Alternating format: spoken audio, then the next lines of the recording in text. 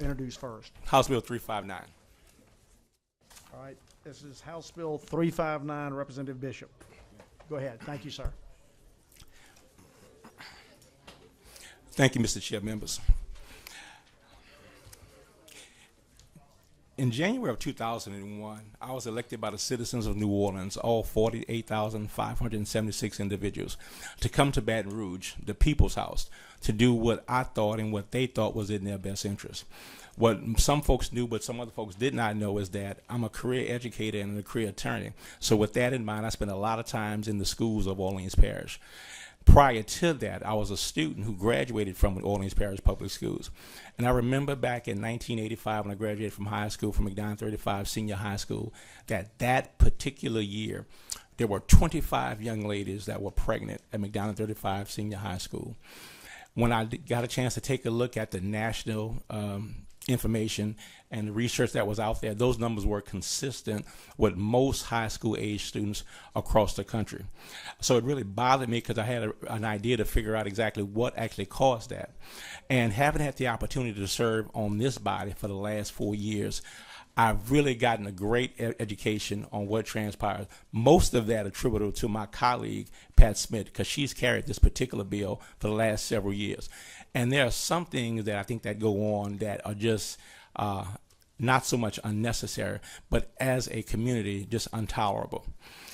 When I take a look at the citizens of New Orleans, and this bill here is narrowly tailored to specifically apply to Orleans Parish schools, it bothers me that our young people aren't given any better information than they're currently given. I understand that adults can differ when it comes to attitudes toward sexuality. I understand that adults can differ as to whether or not we should teach abstinence only or whether or not we should teach a more comprehensive form of sexuality or sex education. But what I cannot accept and what I will not accept is a situation whereby we decide that we don't want to talk about a certain thing, we don't want to provide a certain type of education, and we have an entire generation of young people left to their own devices to learn about sex, to learn about sexuality, and then when they make bad choices, when they make bad decisions, it costs them most oftentimes their lives. It cost them their lives because in the city of New Orleans, second only to Baton Rouge, we have the highest HIV rate in the entire country. It cost them their lives because when we take a look at the situation, the city of New Orleans has one of the highest STD rates in the entire country. It cost them their lives because when we take a look at a situation and we talk about the number of people who drop out of high school, the number one cause for young women dropping out of high school is teenage pregnancy. And the reality is that if a young woman gets pregnant in high school, while the young man may have the option to stick around or not stick around, to go to college or not go to college, to join the military or not join the military, the idea and the responsibility for raising that child is going to primarily fall upon that young woman and that young woman's family. I know it because it's happened in my family. I know it because since I have filed this bill, I've had many older young ladies who have come to me and said, I was 16 years old when I got pregnant the first time I had sex, and I didn't know any better. Why didn't I know any better? Because this is an uncomfortable conversation to have. Most parents, given their choice, don't want to have this conversation with their kids. So the reality is that if the parents don't want to have the conversation with their children, if the church is unwilling to have the conversation with these young people, and then won't allow for anybody else to have the conversation, while we're sitting here trying to figure the whole piece out, we got a whole generation of young people going to hell in a handbasket because we won't have a conversation and do what's right for these young people. I'm a Christian. I'm a preacher's kid. I'm not sitting here with some agenda from the far left or the far right. I'm not championing this bill for anybody to promote any kind of lifestyle. And if you ever hear that, it's wrong and they're lying. Because the folks who may say that know me better than anybody else. But I sit here believing that this is in the best interest of the young folks who sent me here. The idea from this bill came forward when I was in New Orleans, and I was invited to be a judge at a social studies contest at Sci Academy. And while I was there, a group of young people came up and made a presentation and asked us to do something about sex education. And these were the exact words that they said. Mr. Bishop, I believe that if many of my colleagues and many of my friends knew better, they would do better.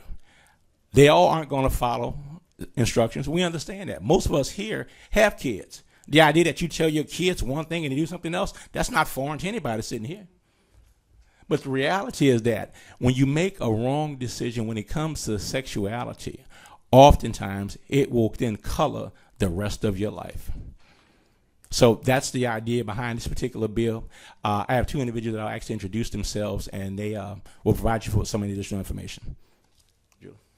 Okay, thank you, Representative. I only have one card to speak. Has everyone filled out a card? Both? I did. Okay, that's okay. Just when you get a chance, please fill it out, and just for the record. I filled one out too. Okay. Yeah. Yes, ma'am. And your name is? Marsha Broussard. Okay. Are you the one of you, Julie Harris? Yes, sir. Oh, I'm so Julie you Harris. filled out a card. Well, good. Follow directions. Okay. You go first. All right. Whomever would like to go first, please feel free to do so. Just introduce yourself for the record and welcome and thank you. Before you start, though, we have an awful lot of guests here today, and I just want to welcome y'all to the House Education Committee. We have a full house and a number of people that are out in the hall. So thank all of you for coming, and thank all of you for your interest in education and the youngsters of our state. Sorry to interrupt you, but go ahead, please, ma'am. Thank you. Good morning, everyone. My name is Marsha Broussard, and I'm a program director with the Louisiana Public Health Institute. I'm really here to provide information. I do say that I've been in public health for 25 or so years, and my work has been in the area of maternal and child health, teen pregnancy prevention, etc. So in working in New Orleans public schools, and really I can't top what Representative Bishop has had to say, and I'm not going to repeat the things that he's had to say. I will emphasize the fact that because our orientation in public health really goes a little bit beyond education, this crisis that he's speaking of is not just an education-related crisis. Education can help and play a huge role, but it's also a public health crisis. We're in a city that has the third fastest incidence of new cases of HIV in the country. We also have a syphilis crisis that's going on in Orleans, as well as chlamydia. So we are really, this situation affects our budget, it affects our health care costs, it affects, in terms of the high teen birth rate, it affects the economy of our very city and our communities, and he made mention of all of that. I can say that our organization has been providing support to schools to minimize the cost of providing comprehensive sexual health education in schools. We do that through federal grants, we do that through philanthropic grants from various foundations. So we are there to help with teacher training, we are there to provide just to provide support, to provide small grants, to purchase curriculum, to minimize the costs and the burden that would go with schools actually providing this. We've been doing a lot of community education when it comes to teen pregnancy prevention, but in a community program, maybe you see 30 kids, you know, and maybe you see 60 kids. But when you are doing this in the schools, you're seeing thousands of kids. And that's the kind of approach that we need in order to address this issue. It can't be just offhand small programs that see 300 or 400 kids. That's not gonna address this. We really need, this is a huge issue, and we need a broader solution. We need a public health solution. So. Thank you, ma'am. Yes, ma'am. Oh, you didn't want me to speak? Okay. I'll be very brief. Yes, ma'am. I'm a citizen, I'm a volunteer, and I'm active in my community, and I represent a lot of organizations that are here. You will have cards from the League of Women Voters, the American Association of University Women, the National Coalition of 100 Black Women. I could go on, it's a long list. We all believe that we need to educate our young people, particularly in New Orleans. We want to take care of this problem. We want to help young people succeed. We want them to get comprehensive sexual education, which includes life skills. It includes abstinence, because yes, abstinence is the only way to totally prevent this. But with the competing messages they get in the world around them, they are not often choosing abstinence. So I wanted to also bring up one of our elected council members. Thank you. Thank you, ma'am. Yes, ma'am. Please introduce yourself for the record. Good morning. Latoya Cantrell, New Orleans City Council. I'm also chair of the Community Development Committee for the New Orleans City Council, in which education and health are under that umbrella. I am here really not to tell, I know you already know what the issues are, but I'm really here to press upon you to help us help our young people in the city of New Orleans. This is a local bill for a reason. As stated earlier, we are in a real crisis in our city. It was just released that 40% of our young people are living below the poverty rate. Of course, you know our incarceration rates are the highest. Healthcare is limited. Comprehensive sex education is a priority. Sexually transmitted infections are off the chart. We're third in this state, as was mentioned, in terms of HIV and AIDS new cases. We're just right behind Baton Rouge, actually. So we're here, and I'm here representing the city of New Orleans, asking you to just allow us to help ourselves. Our young people are indeed a crisis. Representative Bishop mentioned when we were before, he was before young people at a high school in the city of New Orleans, a part of a panel. I was with him at that panel. And it was at that time that we left that meeting making a pledge that we will do everything that we could do within our power to help our young people make sound, healthy decisions that will put them on a path to success. And so we're not there yet. And so we really need your support. And this, as I said before, this was a local bill for a local reason. We want to do the best we can on the ground in our city as it relates to public health. And it all counts, it all matters. And today, we really need your support. Thank you, ma'am. Yes, ma'am. Hi, my name is Kendra Lassar. I work with Dr. Broussard at the Louisiana Public Health Institute. You should have a white Can card I from ask me. a question? I don't have cards for some people that are speaking. Have you filled out cards? Yeah, I filled out a white card. Okay, and your name again, I'm sorry? Kendra Lassar. Yes, ma'am, I've got it. Okay, thank you very much. Okay. Thank you for giving me the opportunity to speak with you this morning. As Dr. Broussard mentioned, we provide support to public schools in Orleans Parish to provide comprehensive sexual health education. I've been working with these schools since 2011, providing them with this assistance. And in this time, I've seen a growing demand for this type of education. Schools are really recognizing that teen pregnancy is a leading cause of dropout and is affecting the academic achievement of their students. However, there's little consistency in what schools are offering students in this topic, which results in a small number of students receiving developmentally appropriate, medically accurate information, while the majority of students are not provided with this information that would enable them to make informed and healthy decisions. And I just wanted to reiterate that the Louisiana Public Health Institute and other community organizations are able to help schools with this and really enable students to get the information that they need. Thank you. Thank you very much. Also in support and would like to speak unless she has already is Julie Harris. She spoke? Okay. Okay. Representative Smith for a question. Based on, and thank Wesley, you know, I'm overwhelmed and just so excited about this, that you brought this bill, even though it's a local bill, and I've been preaching this and I'm preaching to the choir of you sitting here. The law in Louisiana says that we are able to teach abstinence, and even in Orleans, going all the way down to third grade, being able to provide appropriate education to children. How much of that is happening in the schools today?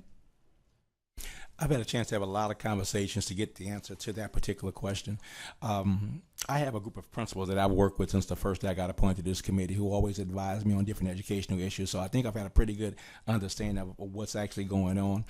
As it relates to why it's permissive between third grade and sixth grade, that's not going on in the city of New Orleans. Right. And the reality is that that was actually put in place as an effort to try and curtail abuse amongst kids. Exactly. It was not a situation to try and deal with trying to teach three-year-olds and 6-year-olds about sex education. To be quite candid with you, not a whole lot of this is truly going on even in our 7 through 12 grades.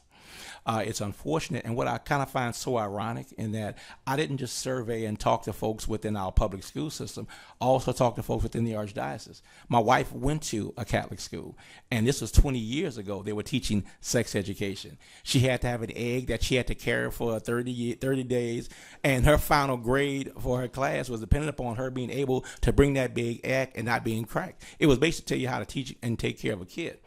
And so that was going on back then. It's still going on right now. And so what I think is so unfortunate is a situation whereby if parents happen to be in a situation whereby their kids go to certain schools, they're assured of this type of age-appropriate sex education. But if you happen to be a parent and your child happens to go to either the OPSB or RSD in Orleans Parish, you're not providing that same type of education. I think that's unfortunate, and I think that's wrong. And this bill here is a way to try to remedy that. And I fully agree with you. Yes. Yes, ma'am. And I would add too, even with the teaching of abstinence, and I'm a practicing Catholic, but it's not working. We're off the charts for a reason. And so many of our kids aren't even going to church as I was raised to do or as we were raised to do. So there is a disparity that really exists. And being the chair of community development, as I mentioned, in which education falls under, having direct contact with our school systems, whether it's the Recovery School District or Orleans Parish School Board operated schools, it's just not hitting the ground. Our kids are not getting what they need. And this is a way that we can ensure that comprehensive sex education will be provided to them and also is being supported by our parents in our city. And as you know, you all know, sex is everywhere. Radio, TV, press, all through the media. And we need to compound it every step of the way. Thank you. Thank you. One thing I think that was not mentioned, you guys have received, I guess, a series of resolutions. You have a resolution that was passed by the Orleans Parish School Board. You have a unanimous resolution that was passed by New Orleans City Council. You also have a copy of a resolution and a letter by our former state representative and House member, as well as current New Orleans City Councilman Marsha Broussard. What you do not have is a letter from New Orleans City Councilperson Susan Guidry.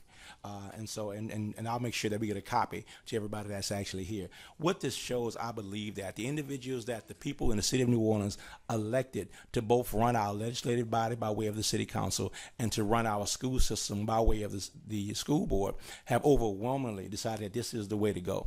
Are there some naysayers? There absolutely are. No issue that's serious that you try to bring forward will be without its naysayers. But I think that those naysayers are in the minority, and I think it's important that we move forward to try to make sure we give our young people the best opportunity to live out their God-given potential, and that's why we're bringing this. I have one more question now. You are aware that the governor's office has a program called Youth Excellence, which actually operates off of a grant from the federal government. It used to be teaching abstinence. Mm-hmm. I understand that they're touting that they're in over 100 schools. Are they in Orleans Parish and any of the schools? Or do you know if they've even approached Orleans schools to even propose the curriculum that they have? Pat, it's abstinence only. Pat, I don't want to misspeak and give you bad information. I don't have an answer to that question. Someone from Orleans Parish is actually scheduled to be here and may very well be in the audience. I'm not sure. But I did, in fact, speak to the individuals today and to get the information as it relates to that. There is, in fact, that money that's available. Actually, Title IV or Title V monies, a community block grant by the Louisiana Youth for Excellence that can, in fact, be used to educate and provide this education. And it's quite, I'm sorry, you wanted to. I was just going to say that some of the schools I work with have been approached by Louisiana Youth for Excellence and have received training. Again, I don't want to misspeak. I can't say to whether they're actually using the curriculum in the schools, but they have been approached by the governor's office. Okay, thank you. And it's interesting that the targets have not always been the areas that have the most issues with HIV, the STIs, and with teen pregnancies. And that's very unfortunate. Yes, Thank ma'am. you. Thank you very much.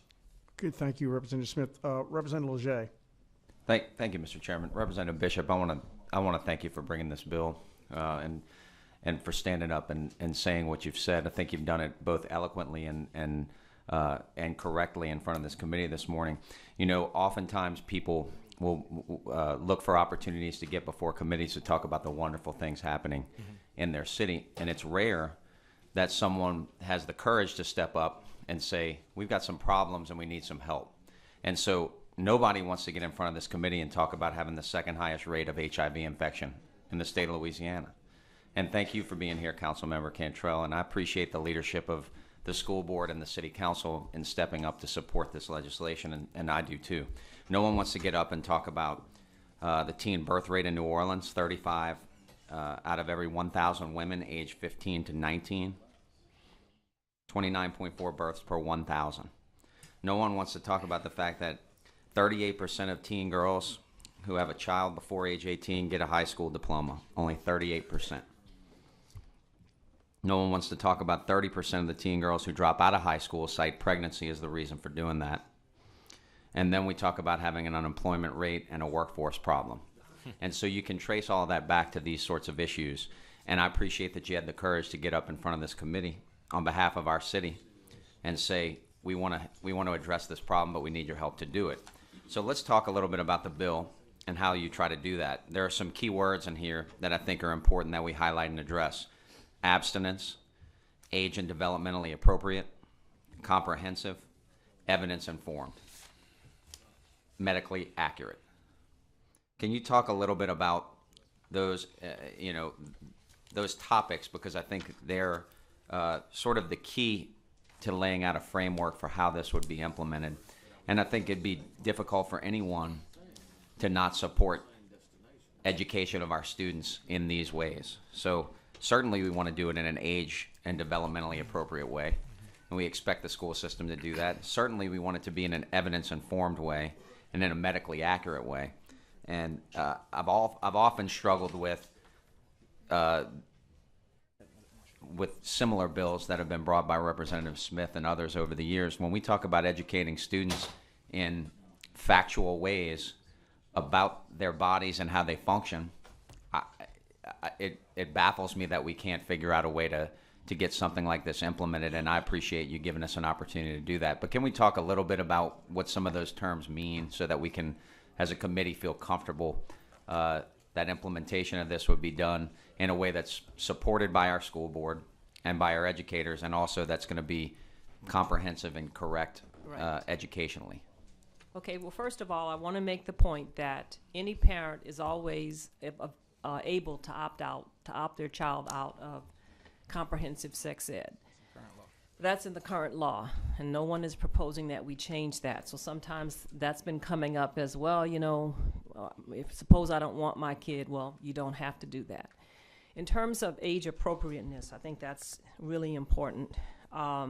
There's been a great deal of work that's been done on evidence-based practices, and when the Louisiana Public Health Institute or the Institute for Women and Ethnic Studies or others who've had a lot of opportunity to delve into the particulars of all of this, this is the advice that we try to give to the schools in terms of what are the best curriculum to use. Those curriculums have been vetted by the Centers for Disease Control, by the Health and Human Services Administration, the Office of Adolescent Health. So we're not shooting from the hip in terms of the curriculum and how it addresses age appropriateness. But for every grade level or several grade levels, the curriculum is reviewed. And even though the goals might be similar, the content is appropriate for a young person.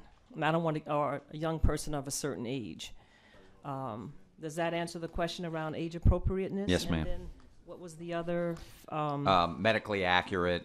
You may have answered all of those with those comments. Right. I mean, the reality is, we're not shooting from the hip here. The reality is there are best practices and standards for curriculum development that ultimately will fall under the review of other administrative bodies charged with ensuring that children are appropriately educated, correct? Right. And the key is training of the teachers or training of the health educators who are giving this instruction.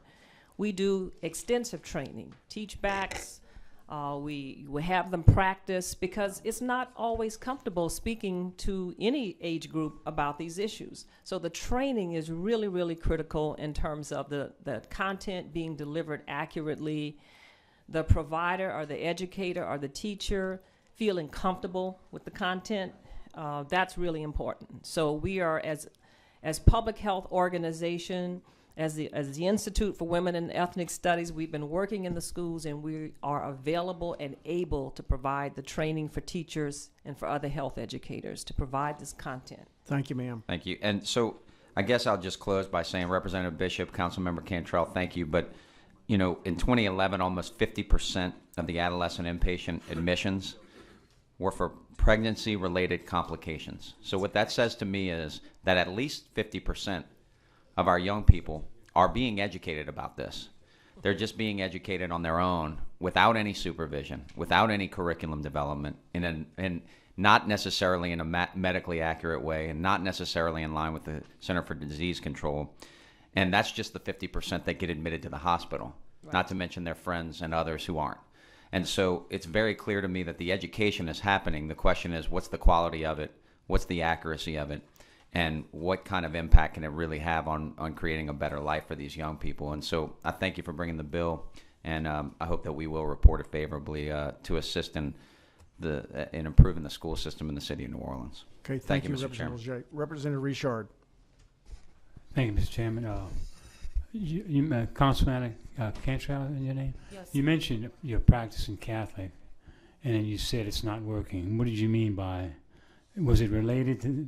I guess I'm confused. Well, what I'm saying is it's not addressing the needs of our young What's people. not the present situation in the schools? The teachings of abstinence. It's not getting across the way that we need it to. It's not good enough, meaning we have to go deeper in order to address the crisis that we're in.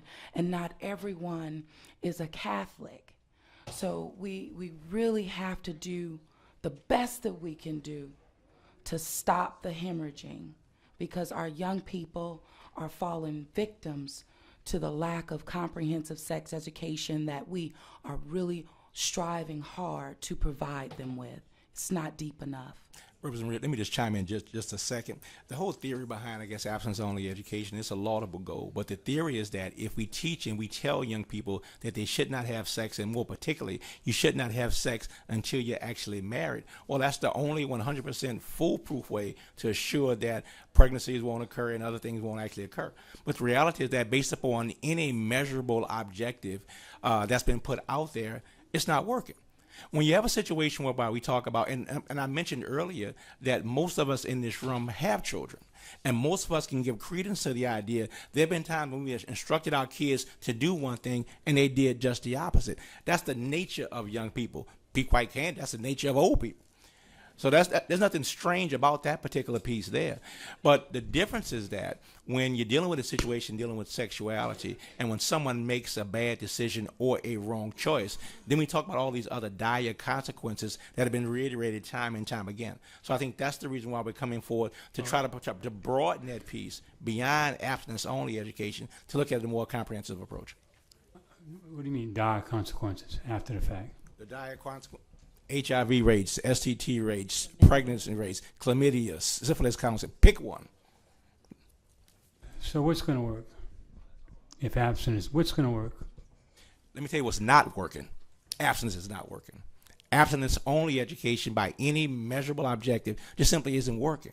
And we're simply asking in a tailored way, in a very limited fashion, to allow the city of New Orleans to try and do something that the other 63 parishes, as of right now, aren't allowed to do.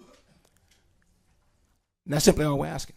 And you have the individuals that were elected by the city of New Orleans, by the people of New Orleans, saying that this is the way that we need to go. Part of the reason why we had it local, I understand this can be a controversial issue. I understand that many lawmakers don't want to have to deal with this particular issue and bring it back to their parishes. I understand that. I'm very glad. This is my first rodeo. I've been here for a minute. So we narrowly tailored so that if this goes bad, blame it on New Orleans. But I'm betting. It's not going bad. I'm betting that this will provide us with an opportunity to do something for our young people that I personally feel we should have done for all the young people in the state of Louisiana a long time ago. Okay, thank you, Representative Richard. Representative Reynolds. Thank you, Mr. Chairman. Back a long time ago, Not 1956, Walt. Back a long time ago, not in 1956 though. 82. Back when this issue first came up, and we were told at the teachers and the principals, we were told we had to come up with a sex education curriculum that was in the several parishes. Well, I was on that committee, and we put together our own package of curriculum. So I've got 3 questions. There were some troubles back then that we had and some issues, so I want to know how you're addressing those. Number 1 was, are you using a packaged curriculum, one that you buy? Are you doing one yourself? Are you making it up yourself? That's the first question. We would use a packaged curriculum that would be described as evidence-based practice. In other words, it's been used before, it's been shown to be effective. Okay. Do you have the name of that particular? Well, there are several. One of them that we're looking at is called Flash, and I think there's one that's called, I'm getting older now, so I forget all the names, but it's Smarts. And so these curriculum, in fact, satisfy the requirement for health education overall. It's not just comprehensive sex ed. It's integrated with other things like the importance of diet, physical activity, etc. Okay. That's the best use for a school situation. Okay. Given our tight time frame in each day with academic minutes that's required by the state, how long would this particular course last? Would it be days, weeks? If it's integrated into the sex education requirements, for example, for high school, it would be through whatever term is available. So some of the curriculum independent curriculum are quite lengthy. They can be, 12 months, and some of them are 12 weeks. But our solution would be to integrate this into the regular health education requirements, whatever that would be for a particular school. 7th grade also? 7th grade? You have that in your bill. You're going down to the 7th grade? I think that's in the state law. Yes, it is. Yeah. The only difference is that we're saying that we would like all of the schools in Orleans Parish to provide it. And why that's so important is that we don't need a scatter approach. Because of the level or the rate of HIV and STI, we need to try to do this for all schools over a long period of time. It's like, it's more of a public health approach, not Right. a scattered approach. Okay, last question. Subject area. I know that we looked at PE, we looked at health, we looked at science, and it really depended back in those days, where we thought we could best fit it and still get our academic minutes per day. So what have y'all chosen? Which subject area? All of these subject areas would be integrated into a comprehensive curriculum. Physical activity would be integrated, health and wellness, Biology. comprehensive sex ed. It would be integrated. Does that make sense to you? Gene, let me just talk. Typically, you look at your sciences, your biology, your chemistry, things along those lines, health education, PE. That's where you would see it mostly integrated in order to impart that to the students. Okay. That's all I have. Okay, Representative Burns for personal privilege. Thank you, Mr. Chairman. Yeah, he'll turn me on. Mr. Chairman. I got you. Go. Mr. Chairman, thank you so much. And on behalf of Representative Reynolds, Representative Carmody, we have Representative Jefferson, those in Northwest Louisiana. We have the Bossier Parish Community College representatives here. Some of the student leadership as well as Student Government Association are here today, and I know we're really proud of them because they're one of the fastest growing community colleges in the country. Would y'all stand up, please, to be recognized? Wave. Yeah, wave. Y'all wave. Marjorie Harper is the sponsor, and Dr. Bateman, who was recently selected to be the new chancellor there, are here, and they're seeing what we're doing. And I guess y'all are pushing for higher ed funds, right? Okay, very good. Thank you, Mr. Chairman. Okay, thank you, Representative Burns. Thank you all for being here. Welcome to the House Education Committee.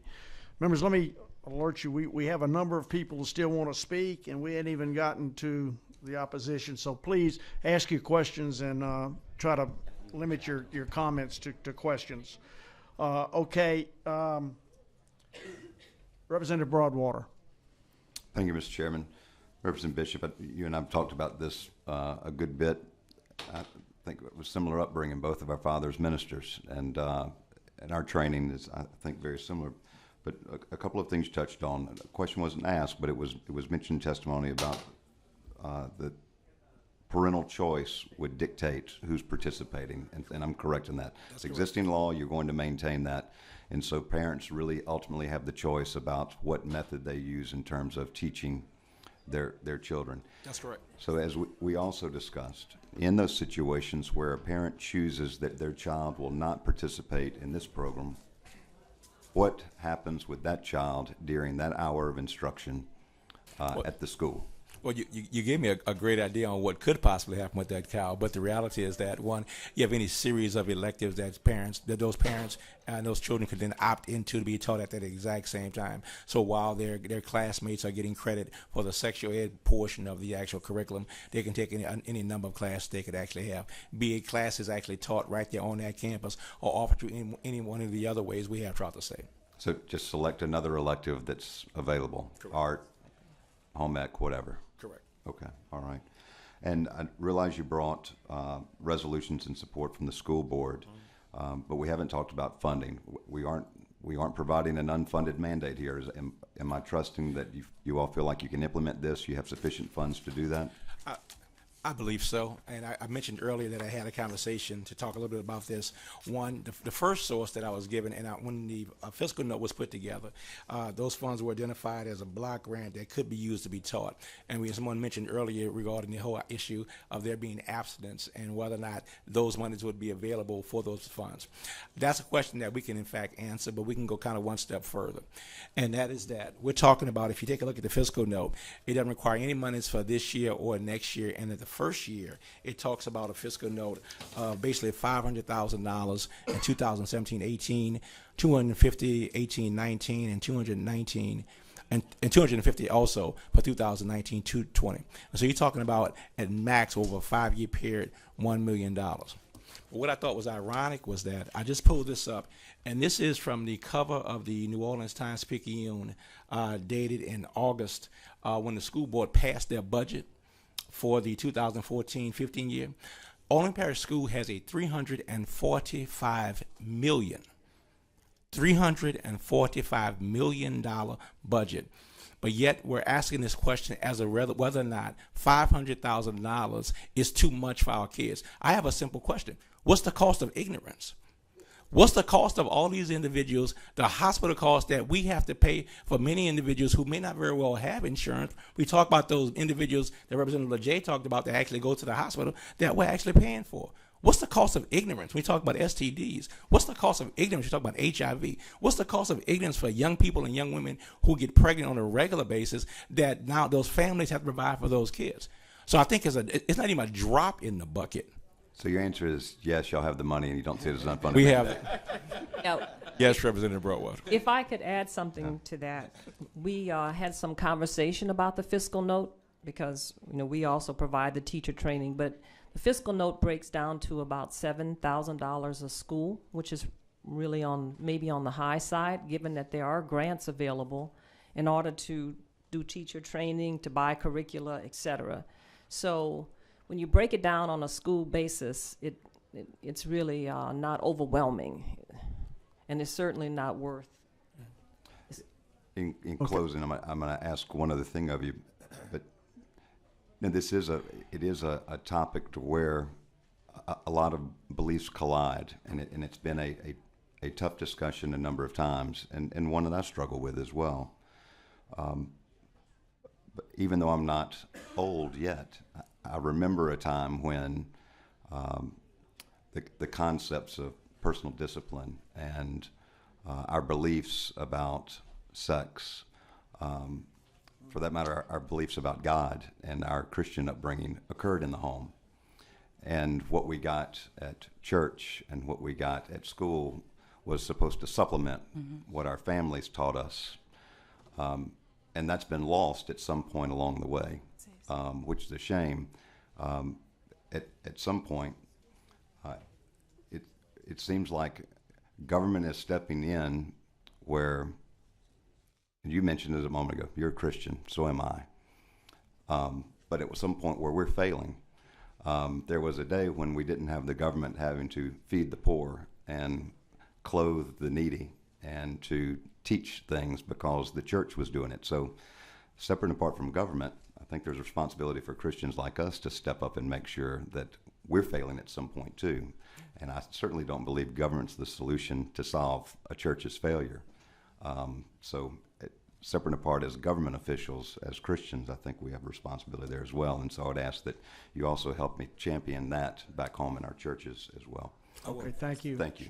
I was just going to say, sir, the way that the law currently works, and this doesn't change it, when a school selects an evidence-based curriculum, there's a parental committee that's appointed by the board, and they have weigh in on the curriculum. They get to read it, they get to ask questions about it.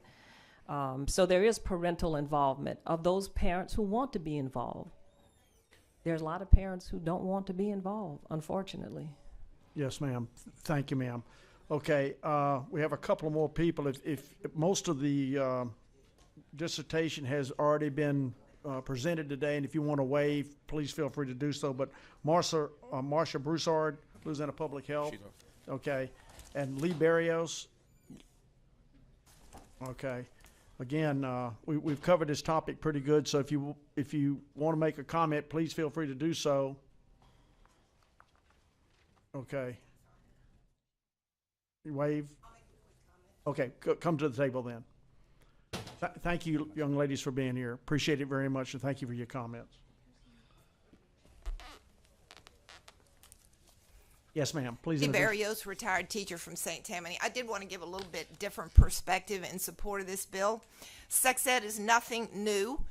Some people maybe think it is. Many years ago, when I was 10, living in Ohio, going to a public school, at the time, because my dad was assigned to Wright-Patterson Air Force Base, we had sex education. Even as a teacher in St. Tammany, I didn't realize that sex education was not required to be offered in every school in Louisiana until I attended a recent IWO meeting in New Orleans. It is offered in St. Tammany Parish in 7th grade as an extension of science class, taught by science teachers, using a script provided to parents in advance with the opportunity to opt out. Very few parents in St. Tammany opt out. I never knew a parent of any of my students who did opt out. And I'm talking about a majority white student demographic. I believe strongly in parental rights and respect those parents who opt out of anything they perceive to be detrimental to the welfare of their children. But that responsibility and those parental rights work both ways. And this is an option that most parents obviously want. As a somewhat humorous illustration of how beneficial sex ed and how needed it is, because of the nature of adolescence to tend to misconstrue information, I taught 7th grade gifted language arts in St. Tammany, where sex ed was offered for about 3 weeks to all 7th graders. One year during the 3 weeks of sex ed was being taught in my school, several young ladies, my students, ran into my class and asked, Miss Barrios, is it true that abstinence is the best form of sex abstinence. No, but they said obstinence. Oh, okay. And I said, oh yeah, that works every time. So I encourage that you accept this bill. Thank you. Thank you, ma'am. Okay, in support but would not like to speak is Amy Irwin, Louisiana Coalition for Reproductive Freedom, Deborah Hawkins, Orleans Parish School Board, Ann Middleton, Eva Kemp Melder, Democrats for Education Reform, Norma Grace, United Way Women's Leadership Council, Haley Norms, Ms. Linda Walker, Ms. Jamie Durnick, Yvonne Michelle Grubb, National Coalition of 100 Black Women, Maria Bowen, Louisiana Partnership for Children, Ann Steer, Louisiana Association of Social Workers, Madeline Shinnick, Anna Davis, National Council of Jewish Women, and Rosalind Cook, UW League of Women Voters. All are in support but would not like to speak. Okay, in opposition is Gene Mills, Louisiana Family Forum, would like to speak. Rob Tossman, Louisiana Conference of Catholic Bishops, and Letitia McClellan Concerned Citizen. If y'all like to come to the table, please. Representative Jefferson. While they're coming to the table, we have some individuals in the audience from Grambling who've come a long way driving toward support of education, higher education, and I'd just like to recognize them and thank them for coming. Dr. Ruby Higgins, Ray Higgins, Angeline Rhymes, and Veronica Johnson. You may just wave your hand. Yep. Welcome to House Education. Please stand so you can be recognized. Great. Thank y'all you very much for being here. Welcome to House Godspeed Education in your journey Committee. back. Thank you. Thank you, Okay, Mr. Chair. and also before they speak, Veronica Brooks is present and would provide information if requested.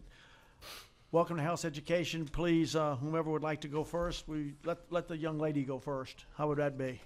Yes, ma'am. Hi, my name is Letitia McClellan, and I'm a citizen of New Orleans, and have a 6-year-old daughter who is also in the public school system. I'm sorry, give me 1 minute. I'm here today to ask that you consider not pushing this bill forward. As has already been stated, sex education has already been given a place in the curriculum, and efforts should be geared towards enforcing what already exists. Exposing children at younger ages and increasing the content of education to those that are older will only pique the interest of some who might have not had a premature interest in sex and strengthen the false perception that sex outside of marriage is okay. It will introduce my child to family structures, sexual orientations, gender expressions, and identities that I don't believe to be natural and that are even opposed to in nature. The proposed curriculum calls for the proper use of contraceptives. Demonstrations, I'm sure, at some point would be required, and nudity in situations as intimate as this is unacceptable. It will also introduce abortion as a means of ridding oneself of an unwanted pregnancy. It provides them with tools to engage in physical acts, but lacks the support that is required emotionally, mentally, and in worst-case scenarios, financially. Children are simply not mature enough to handle the results of sexual activity. It is my opinion that children have enough to contend with for successful passing of standard nationalized testing. And as a parent, I know my child, and I know what's best for her. She is not a statistic. It is my belief that topics of sexual nature should be information provided to the child at home by the parents. The promotion of this curriculum will directly contradict and compete with what I'm teaching my child at home, and therefore I would opt out. As it is, my daughter does not receive instruction in some elective areas to meet her gifted services. So providing this curriculum, I'm not seeing how it'll fit. Mr. Bishop is correct in that he was elected to represent the constituent base. However, his opinions and views do not reflect my position, nor was I inquired of as a constituent. I do talk to my daughter, and her education begins with my husband and myself as parents, and not legislation. House Bill 359 will only create an unnecessary topic of distraction and a waste of funding. It is not a solution to the prevention of high rates of teen pregnancy and STDs, only a remedy to results of undesired behavior of our youth. I propose that we dedicate any possibility of raising funds to promoting literacy that will empower them to make wise decisions, which in my opinion abstinence would eradicate, or perhaps strengthening the parental voice by offering assistance to parents on how to address this topic. Thank you. Thank you, ma'am. Yes, sir. If you would Mr. Chairman, my name is Gene Mills, President of Louisiana Family Forum. Thank you for the members of this committee for the opportunity to communicate with you, and I've communicated with the author of the bill my concerns with the bill. HB 359 requires the teaching of sex education in Orleans Parish schools in grades 7 through 12. It allows offering sex education in grades 3 through 6. In comparison, state law authorizes schools to offer sex education now. And I want to underscore that in the other 63 parishes, what we have is a method of education that's not abstinence only, it's abstinence-based. It also meets the criteria of medically factual. It also meets the criteria of parental involvement. And it's my concern that we're creating or crafting a zone of a new law that may be parochial in the sense that it only touches the parish in which the author is trying to touch. But if it's a solution for Orleans, then perhaps it's a solution for the remainder of the state. The criticisms that I've heard today, though, with regard to abstinence-based, current law, revised statute 17281, must be integrated in a current course of study, cannot be offered to grades 1 through 6. Now, I believe there's a provision that allows something other than that to occur within Orleans Parish, which I might add could occur now.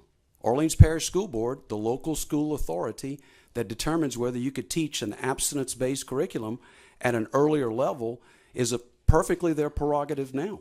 It's local control. It's parental authority. So one of the criticisms that it's not being offered early enough or mandated could be remedied by an action of the school board with regard to the current sex education standards. It may be offered after school, and I got to tell you, if this were not offered during instructional time at taxpayer expense, I don't believe anybody in this room could resist this particular provision. If it were opt-in versus opt-out, if it were after instructional time with parental involvement, minus the curriculum that deals with contraceptive coverage and abortifacient medications, which, by the way, is the code for comprehensive sex ed. There are a lot of wonderful components that fall into comprehensive, but so do the inclusion of the contraceptive discussion, which many parents, and I being one, I'm a father of 8 children. I've had this discussion with my children. I'm married to a former public school teacher, and we have had some of the same similar discussions. It's a very difficult discussion, but consistent with our standards, we've attempted to communicate at an age-appropriate level. And Mr. Chairman, I think it's important that we recognize that what is age-appropriate for one may not be age-appropriate for another. What is medicinal for one child may be dangerous to another. And that's the problem with a one-size-fits-all for Orleans Parish, in my humble opinion. I've shared these concerns with the author of the bill. I've also gone back and researched some of the project that's brought forward the National Sexual Education Standards, a project that was launched in January of 2012, a new plan to introduce federal standards in the area of sex education. It's called Future Sex, or Future of Sex Education. And the FOSA project was a project of the Sexual Information and Education Council of the United States.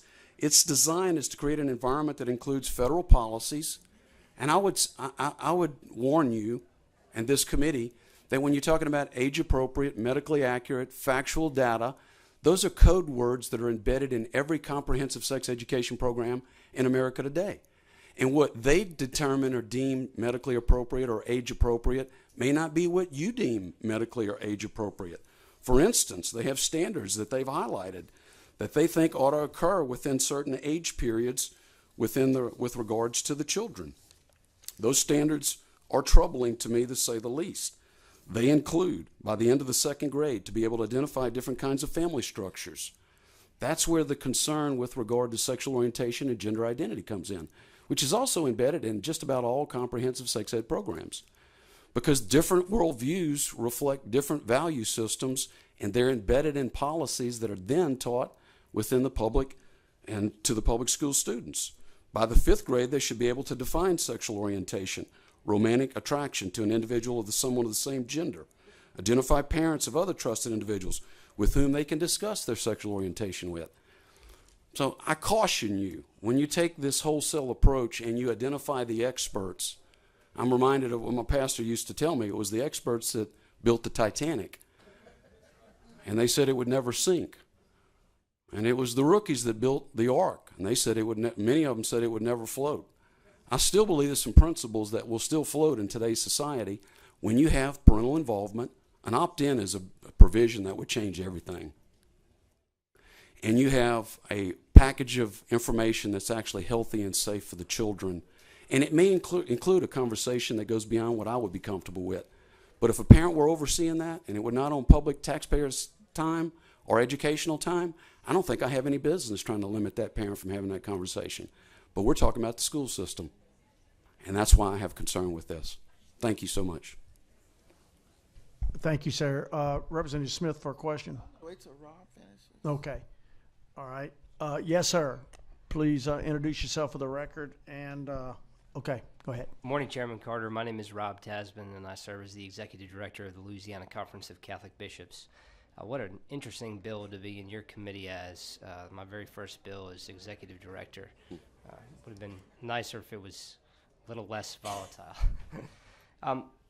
I want to begin by saying this to Representative Bishop because I truly believe that he is well-intentioned, we would absolutely be in agreement and share your concerns with the tragedies that are taking place right now, whether it be in Orleans Parish or whether it be throughout the state. I live here in Baton Rouge, and we have very detrimental statistics with regard to our populations having to do with STDs, HIV, and the like. So we share those concerns, and certainly the Catholic Church in general is working through many ministries of its own throughout the state to try and care for and assist and educate within those matters. It's interesting, I was sitting back listening to the conversation, and Catholic is being thrown around like crazy, so I'm glad I finally have an opportunity to come up here and address some of those things. What I will say is that we are also very well aware that this is a local bill. And in fact, we had our board meeting yesterday, and I spoke with the bishops as a whole as to whether or not their position would change. As you know, we've opposed this sort of measure in the past because it applies to the state. Certainly Archbishop Amon in the Archdiocese of New Orleans, in which this would apply, still remains opposed to it, but he was joined very strongly by his brother bishops because of the fact that this is an issue that really needs to be addressed, but addressed in a very particular way. And that is a way that is operating out of a moral foundation. So I have the opportunity today, but we have the opportunity as a Catholic Church every single day, the obligation, in fact, not an opportunity, to speak from a moral foundation. And that's why I'm here. And so from the standpoint of sex education, we teach it in our Catholic schools, but we teach it from the perspective of morality.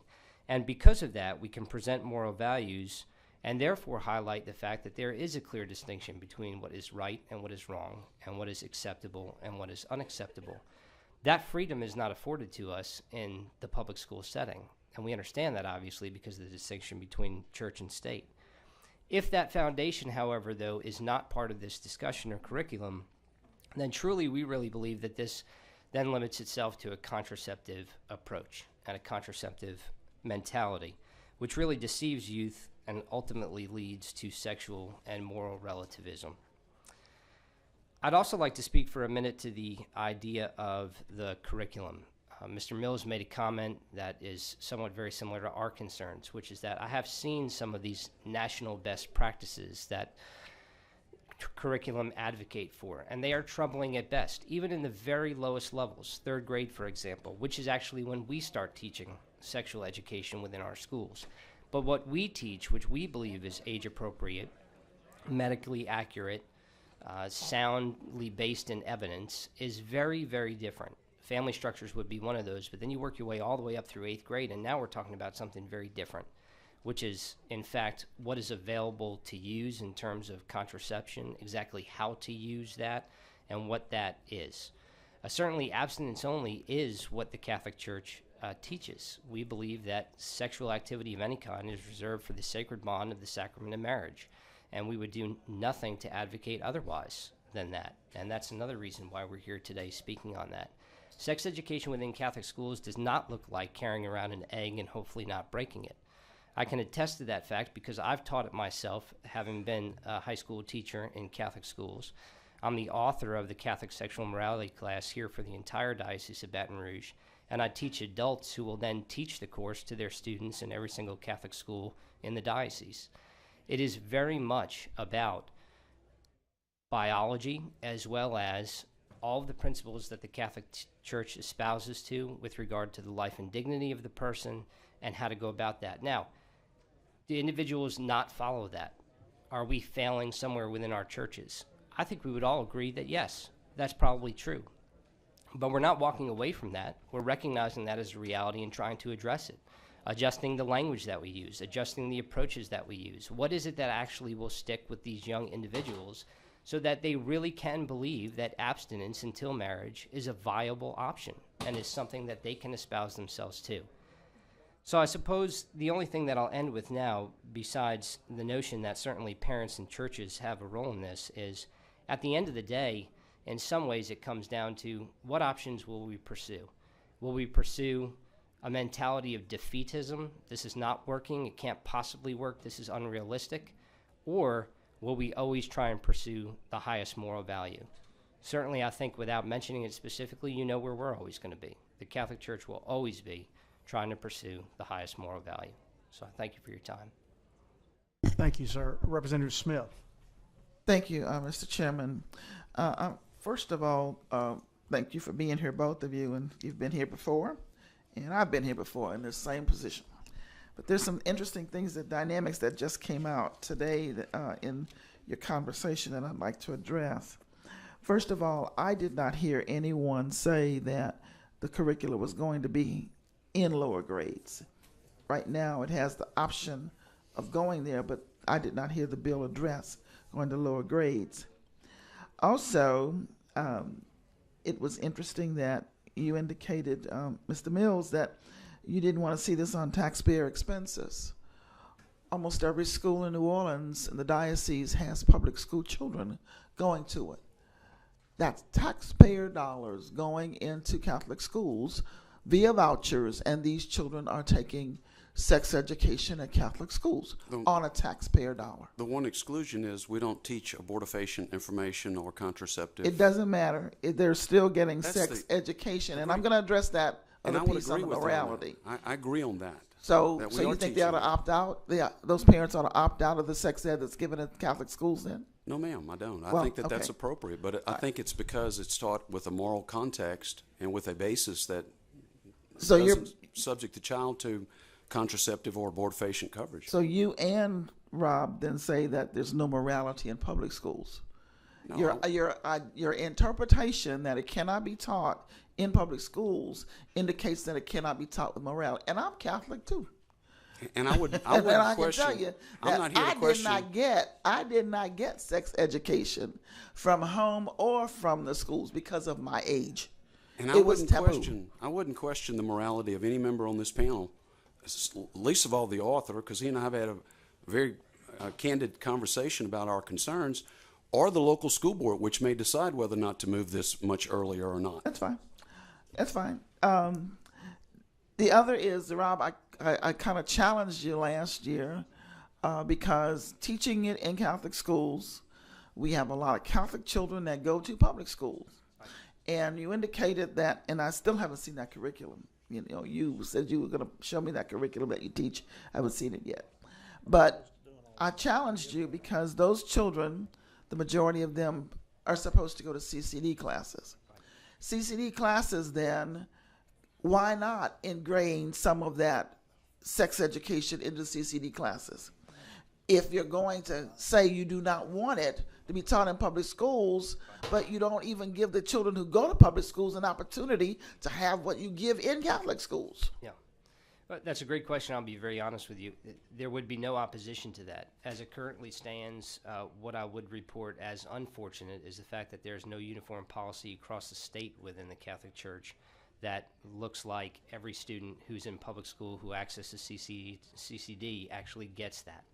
And so I'm being very honest with you in revealing that. But there are many dioceses or parishes within certain dioceses that do that. So there would be no opposition to do that.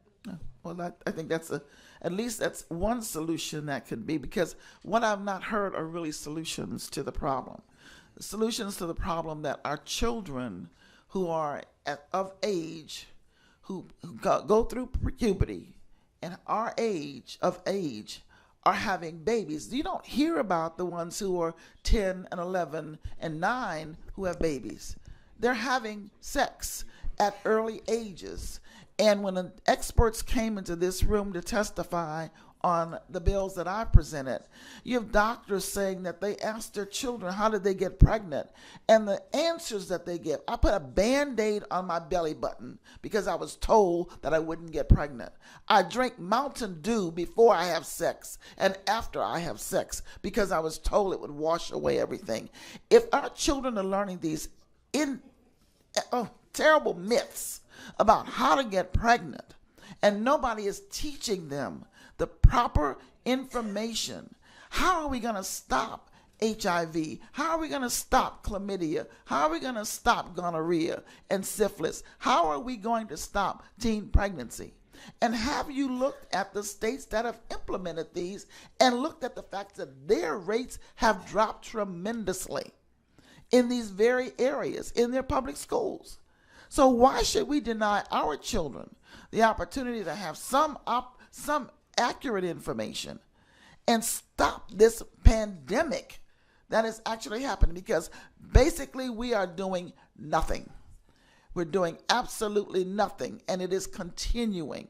And I don't like to see doctors come here and say that these kids are saying these things to them with this mythical kind of information about how you get pregnant.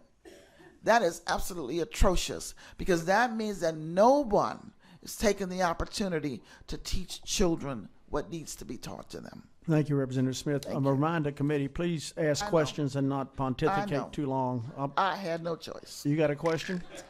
Yeah. And also, I'm going to put right now, Representative Ivey. Representative Ivey, I'm going to place you in timeout for a few minutes. Thank you. Okay. Representative Bishop. Okay. Okay. All right. There are no further questions. Thank you, gentlemen, for being here. Lenny DeTora would like to speak. These are in opposition. Is he still here? Okay. Leslie Ellison would like to speak. And again, we've covered the topic pretty well, so if you're going to speak, please make sure that what you have to say is a little bit different than what's been said before. And Anita Page would like to speak. Is they still here? Okay. Yeah. Representative Carmody. Thank you, Mr. Chairman. Committee members, I'd just like to bring your attention. We have some guests with us today in Committee Room 1. The Northwest Louisiana Technical College is represented by the Shreveport campus, the Mansfield, Louisiana campus, the Minden, Louisiana campus, and the Sabine campus, as well as the Natchitoches campus are here today with us, and I'd ask y'all to please welcome them with me.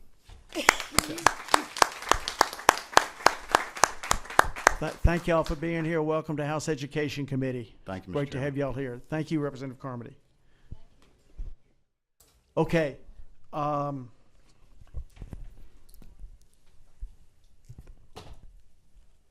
Lenny is here. Yes. Leslie's here. And is Anita Okay.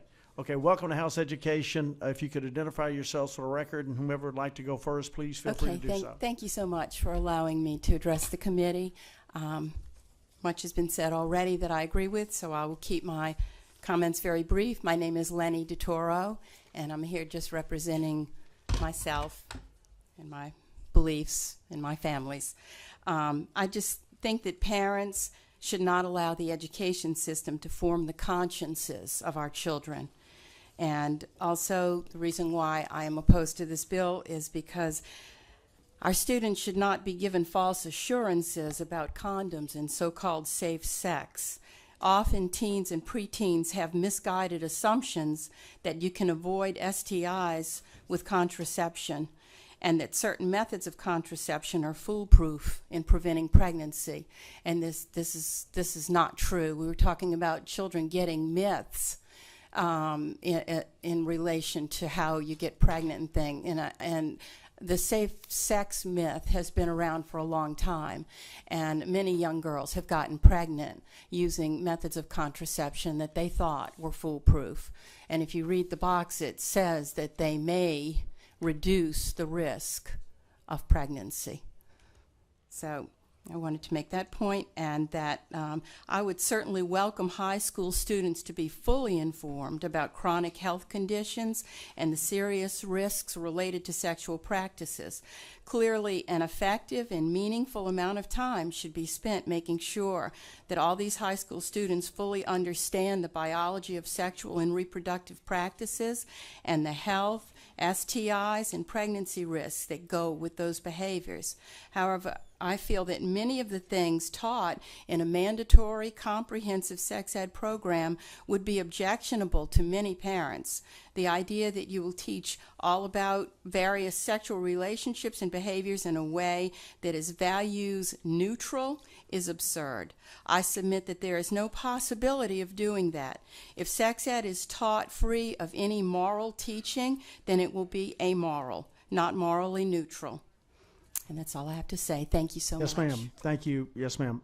Good morning. My name is Anita Page, and I'm in objection to this bill in the way that parents are opt out of these things. sex education should start at home with the parents. And there's no provision for educating the parents. If we say the parents are illiterate and they don't know how to talk or speak to their children, we need to start educating the parents how to start these things in home. These misbehaviors start in the home, and so the parents need to be educated so that when their children grow up in the home, they will not fail their children. They need to learn how to have conversations with their children. And sometimes we underestimate the power that these children have. You know, we can't treat the children like they don't have no responsibility. They have a responsibility to their own behavior. And so we have to treat them like they can. Sex, there's nothing wrong with sex. God created sex. He created the sex organs. And when we opt out of moral values and we degrade our children as if they're not able to control themselves, then that's where it's wrong. We have to teach our children at home. The church failed them because these things are not being talked about in churches, you know, and we as Christians, everybody call themselves a Christian. And so we as Christians, we need to step up to the plate and start addressing these things and not leaving it for the government to address these things when everything else goes out of board. So that's all I have to say. Thank you, ma'am. Yes, ma'am. Good morning. My name is Wesley Ellison from New Orleans. There were several questions raised in reference to the meat of the bill. If we want to talk about truth, let's talk about the meat of the bill. If you look at the bill on page 1, line 13, notwithstanding any other provisions of the law is struck through, which means that the statute that's currently enacted would no longer be it will be omitted from the statute. So which means that we talked about parental opting out, that would no longer exist because the current statute would be struck through. And unless the lawyer wants to tell me notwithstanding any other provisions of the law, I will continue with my testimony. And we also talked about, there was a question about curriculum. Would you like for him to answer that question before you proceed? Yes. Okay. Representative Bishop. Well, actually, the staff lawyer would be preferable, but. It's my bill. Well, let Representative Bishop, and then we'll come to the staff lawyer. Well, I asked that question before we actually brought the bill, and so I believe you have the information as far as the opt-out language. Okay. Could you repeat the question again, please, ma'am? The question is, notwithstanding, on line 13, page 1, line 13, it says, notwithstanding any other provisions of the law. Can you explain to me what does that mean? It's on page 1, line 13. Yeah. The language in the bill on page 1, line 13, that is being struck out. Yes, yes, ma'am. That means regardless of what else the law says. Correct. Okay, that's the point that I was making. The second thing is, if you turn to page 2, talked about curriculum. And if you turn to page 2, line 24, and I was handing these out, they told me that I needed to put my name on it. But it's also referred to in the bill, the proposed bill. Again, it says the National Sexuality Education Standards. And I'm going to give this to the Sergeant at Arms to pass out. And my name is on it and the date.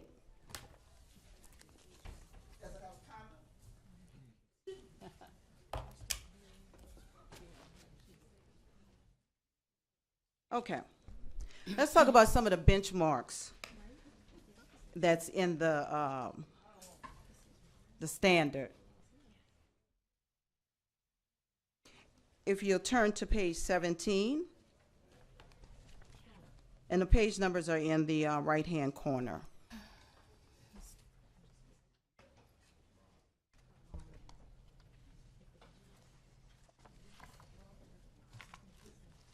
When you're talking about benchmarks, I'm just going to hit on a couple of them.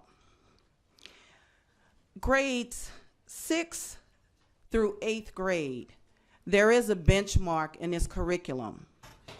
And one of the benchmarks is that a child should be able to describe the steps. They'll be describing the steps to using a condom correctly, which means that there'll be instructional teaching to our children about how to use a condom at grade 7 because that's mandated. This is a mandate that's making it mandatory that the schools in Orleans Parish teach on a child how to properly put on a condom. Why would we want to put that on our children? That's the responsibility of that parent. If that parent wants to teach that child how to properly put on a condom, that's that parent's responsibility, not the school's responsibility. Then it goes on to another benchmark to analyze,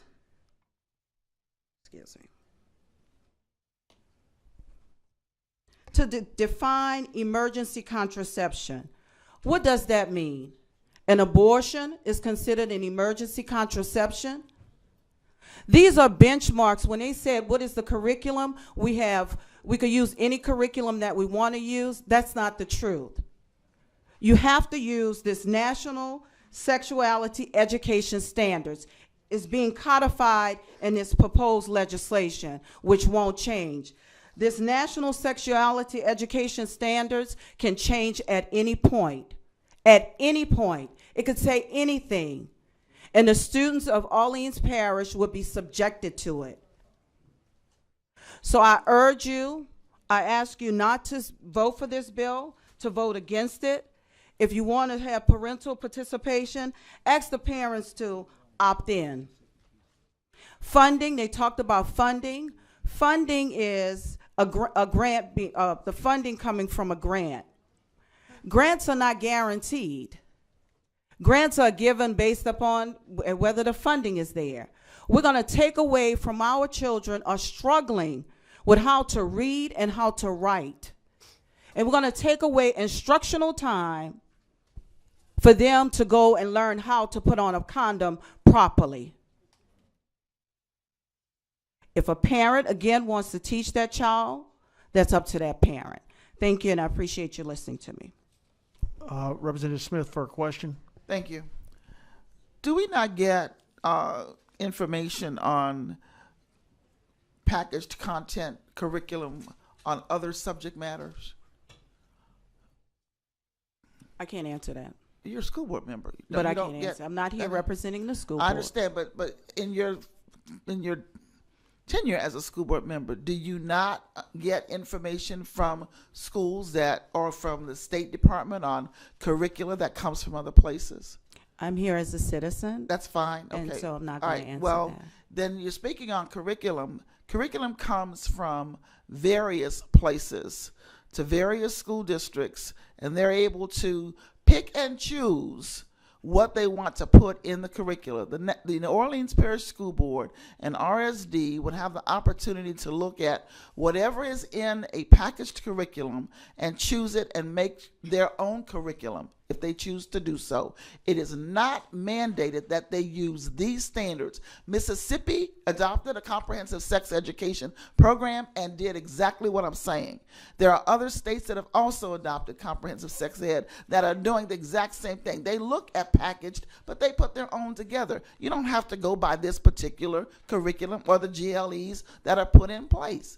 So they have that option. So to say that this is what they're going to use, that's not absolutely true. But this is what the bill says, Ms. Smith. The bill actually you are trying to codify this into state law that the Orleans Parish, the kids in Orleans Parish would use this standard. That's what the bill says. I'm not making anything up. I'm not pulling it from the sky.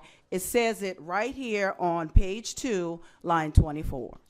That means still that they can use evidence-based, but they do not have to use this as a total curriculum. They can use a standard, but they don't have to use this as a curriculum. That they can pick and choose out of this standard and be able to provide their own curriculum. And I agree. They could pick and choose out of this curriculum, out of this standard. However, I could punch holes through this entire standard. Teaching children, you disagree with me, that's fine, but this is where I stand. Well, I disagree with you on a number of things as far as, especially the First time you passed a Okay. condom on me, but nonetheless. But this is what you wanted to do to But our I- children. You okay. wanted to give our children I'm not a gonna condom. argue it. I did not want to do Yes, you that. did. That's No, I exactly didn't. what your bill Okay, did. okay. I did not. Yes, Ms. Smith, okay. But Representative, I really want to just say one thing, that every district in the state of Louisiana, even if it's just New Orleans, has an opportunity to develop their own curricula, even though there is a standard. We do it all the time with all curriculums that come through for every academic course that we teach. okay, thank you, ma'am. Okay, Representative Bishop. Okay. Two particular things. Much has been said. It was been said by you, was said by Mr. Mills as relates to this entire piece here. But I think the one thing that we keep missing, and it is pretty obvious, when we talked about this whole idea of an opt-out, if there's a situation whereby, be it a parent, be it a grandmother, whomever, doesn't think that this is appropriate for their child, they have the option to not have their child instructed. Period. End of discussion. That solves that problem. We talk about parental choice. That's your choice right there. Let's go one step further, and it was mentioned, and I probably should have shared this information with you, Mr. Mills, earlier, because I think the issue that you raised is already a part of state law. When we look at instruction in sex education, and if we look at item F, it reads right now, this is currently Louisiana state law. No program offering sex education instruction shall in any way counsel or advocate for abortion. That's state law right now. So when we talk about this idea of making sure that abortion isn't something that's pushed or being counseled on our young people, that's our law. Regardless of what we do today with this bill, that's going to still be state law. And that's where I respectfully disagree, Mr. Bishop, because line 13 says notwithstanding any other provision of state law. So the language of the bill says something different than the author intends. Well, that's simple. Unstrike that language. Now the provisions of the abstinence education fully apply. And now many of the concerns are removed. And I believe the school board still has the prerogative to lower the age and or even make it mandatory. That's an act of the school board. That's a local decision. Well, you have a school board member sitting right here. And, well, she has that. And She's not and here as the a school board members- member today, though. Correct. Okay. Okay. All right, any other questions, Representative Bishop? No, I'm done. Okay. All right. In opposition, would like to speak Abraham Hamilton. Thank y'all very much.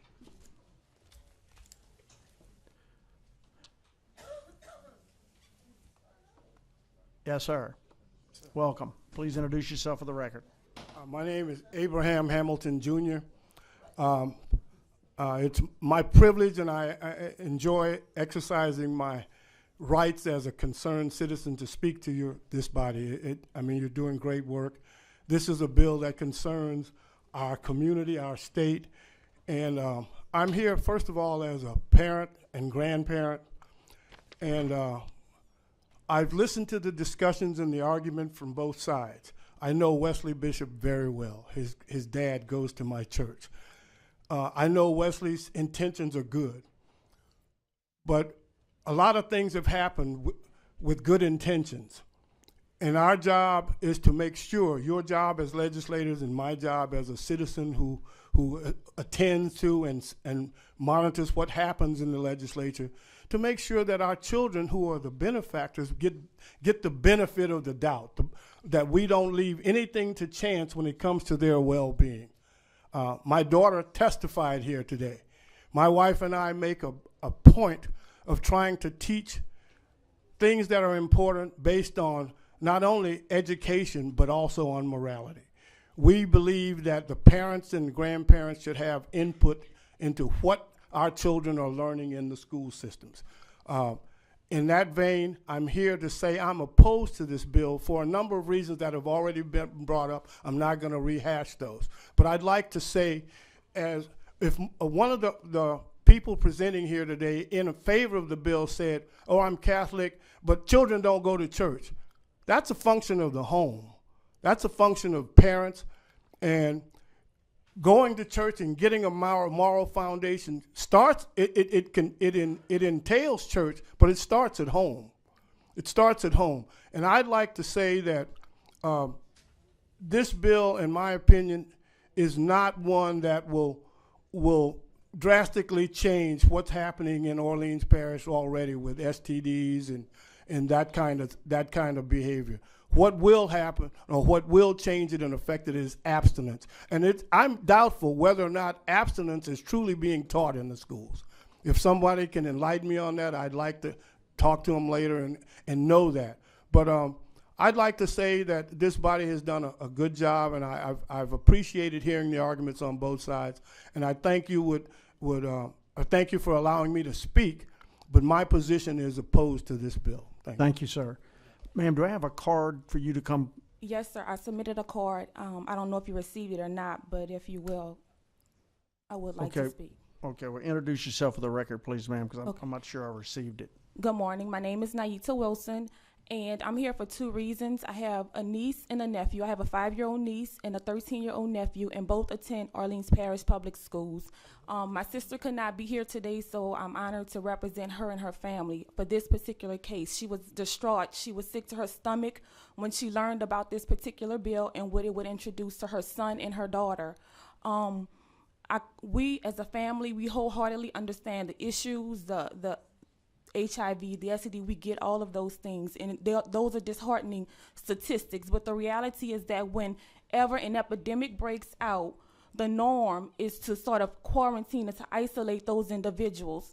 And I see that when we deal with these issues with teen pregnancy, we have to get to the root cause of those issues, but not at the cost of the kids who are not engaging in the sex before marriage, and not at the expense of those kids who have innocent minds, not at the expense of those kids who are preserving themselves for marriage and who are practicing abstinence.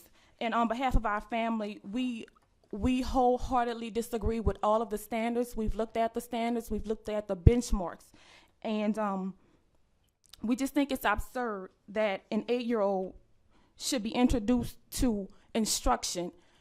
This bill specifically says it's comprehensive sex education instruction, which means my 5-year-old niece, once she hits the 3rd grade, for a 10-year period, she will be introduced to sex education year after year after year with heightened benchmarks and heightened standards, and that standards that oppose everything that her family is instilling in her. And so us as a family, we just want this committee to vote no against this measure. You know, we believe that these conversations need to take place in the home. We don't believe that schools or school boards should override a parent's authority. And at the end of the day, this is what this bill would do. It would override the parent's authority by mandating sex education for kids in grades 7 through 12 with the option for schools to determine whether or not they want to introduce sex education to 3rd, 4th, 5th, 6th graders. And so again, I'll just ask this committee to please vote no. Thank you. Thank you, ma'am. Representative Smith, you have a question? Yes, thank you. I applaud you for coming forward and expressing your family's views. And this bill does not address 3rd graders. It does not address 10-year-olds. It looks at 7th grade through 12th grade. But even your family members, if this were offered, would have the option of your children not being in those classes. And parents who want to have their children not go through this curricula can take them out of the class. So it's not like you're mandating it for every person to sit in the classroom to hear the instruction. Are you aware that they can opt out?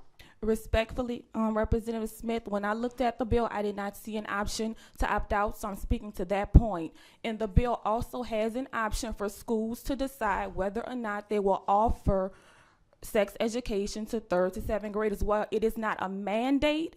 Once it's codified, that option is there, and the school can make that decision at any time to present that curriculum to kids in those grades. Otherwise, why is it in the bill? I'd like the staff to recognize the fact that the opt-out... Okay. Representative Ms. Jolly. Mr. Chairman, members of the committee, the provision of current law that Representative Smith is referencing is in RS 17-281D, which reads, any child may be excused from receiving instruction in sex education at the option and discretion of his parent or guardian. The local or parish school board shall provide procedures for the administration of this subsection. And that would apply to the entire section 281. It's not in the bill because it's not being amended. It remains intact in current law. All right, thank you. Okay, In opposition, would not like to speak, Brenda Scott, Linda Porter, representing the children, Laba McEnergy, LAMB Ministry, Jim Cromlin, representing himself, Mark Meir, representing himself, Shirley McKinney, representing herself, Ann Viator, Concerned Citizen, Constant Boyer, representing herself. These are all in opposition but would not like to speak. Usler Anderson, Constant Granger, Donna Angers, Laura Beauregard, Tequila Hamilton, Charles Phillips, Kathleen Benfield, and Teresa Tamirka. All of those are in opposition but would not like to speak. The board is clear, so Representative Bishop, Representative Broad. Bishop. Well, let him go to the table. Representative Bishop.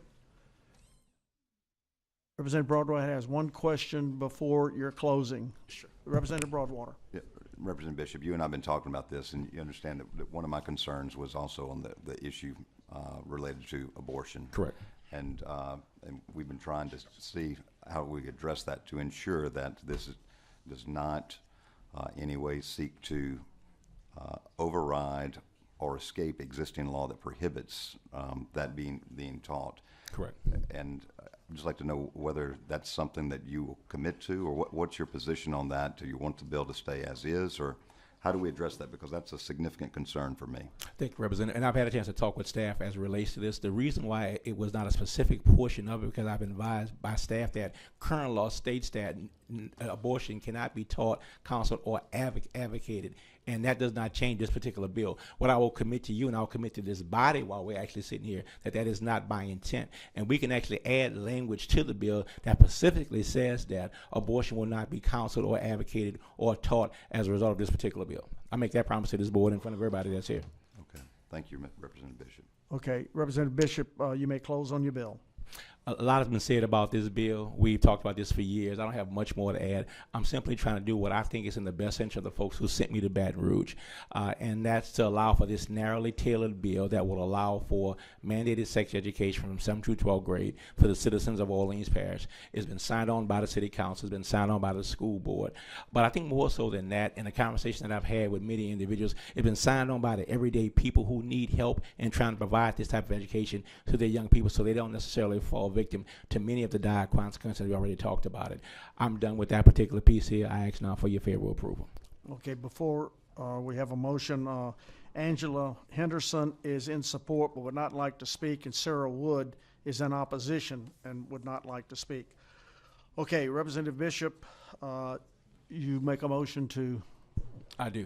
Okay. Representative Bishop moves to report House Bill 359 favorable.